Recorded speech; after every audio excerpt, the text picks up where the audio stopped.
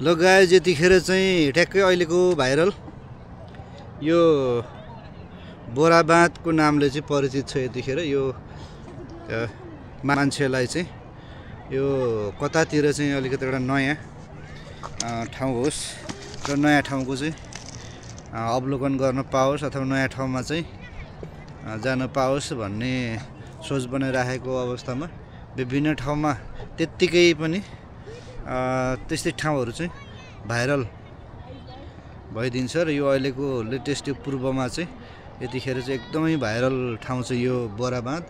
यो बोरा बाँध भनेको चाहिँ खासमा यो बोरामा बालुवा हालेर यो बाँध लगाएको रहेछ खासमा। त्यो कारणले गर्दाखेरि यसको नाम चाहिँ बोरा बाँध। यो सप्तकोशीको किनारमा छ यो चाहिँ। यो विशेष गरेर यहाँ चाहिँ सनसेट यो घाम अस्ताको चाहिँ हेर्नलाई यहाँ धेरै जसो चाहिँ आउनु हुँदो रहेछ। यहाँ म पनि आज ठ्याक्कै आइपुगेको छु। अहिले घाम अस्ताउने बेला चाहिँ अलिक भएको छैन, यो घाम अलिक माथि नै छ यतिखेर चाहिँ देख्न सकिन्छ। यसरी चाहिँ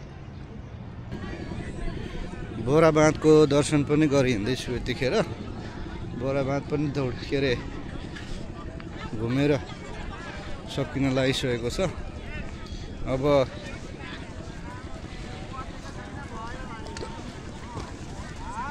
सनसेट हेर्न मात्र बाँकी छ, एकछिनमा सनसेट हुँदैछ।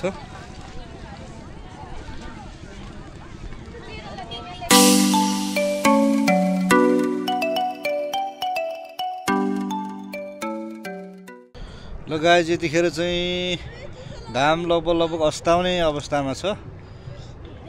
पारी थोरै मात्र बाँकी छ अब घाम अस्ताउनलाई। यो मान्छेको यति भिड हुँदो रहेछ यहाँ। यो खासमा चाहिँ सनसेटको लागि चाहिँ यो सनसेट हेर्नको लागि आउनेको भिड चाहिँ मैले यहाँलाई अघि पनि देखाइसकेँ। यो चाहिँ एकदमै यतिखेर भाइरलै छ, एकदम भाइरल छ, एकदमै बवाल छ सनसेट।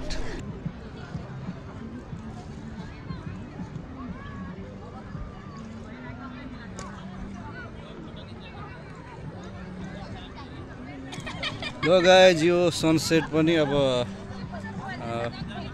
घुम्यो, यो देखियो पनि। अब सकिनै सकेको छ एकदमै तल पुगिराखेको छ डुब्ने अवस्थामा छ अब चाहिँ यहाँबाट म पनि बिदा हुन्छु होला यहाँलाई मेरो यो ब्लगहरु के कस्तो लाग्छ यसो कमेन्ट गर्दै गर्नु होला र च्यानलमा कोही नयाँ हुनुहुन्छ भने सब्स्क्राइब पनि गर्दै गर्नु होला यो मेरो नयाँ च्यानल हो यसमा चाहिँ तपाईको यो यस्तै खालको चाहिँ ब्लगहरु आइरहेको हुन्छ त्यसैले गर्दाखेरि यहाँहरुले च्यानललाई सब्स्क्राइब गर्न नभुल्नु होला र भन्दै आजको यस ब्लगबाट चाहिँ बिदा हुन चाहन्छु हस्त बाइ बाइ